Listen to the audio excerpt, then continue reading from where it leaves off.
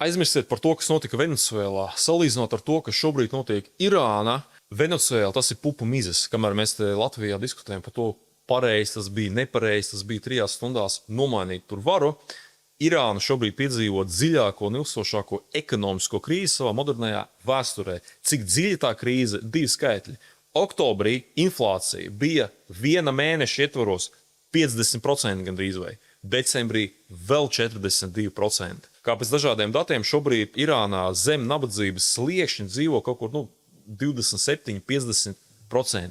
Kāpēc tas ir svarīgi? Atcerieties, kā bija tas arābu pavasaris un kā krita vara Sīrijā, ar ko tas beidzās ar to visu bēgļu vilni un visu to tuvo austrumi. Viņi tā bija diezgan nestabili. Irāna tas ir 5 reizes, 10 reizes nopietnāk nekā kaut kāda Sīrija. Jo, piemēram, salīdzinot to pašu Irāku, Irāna ir 4 reizes lielāka teritorijas ziņā valsts, kurā dzīvo vairāk kā 90 miljoni cilvēku. Nedomājieties, ja vara kritīs Irānā, tas mainīs visu to, kas notiek tuvajos austrumos. Tas mainīs to, kas notiek Sīrijā, mainīsies to, kas notiek Jemenā, visos Emirātos.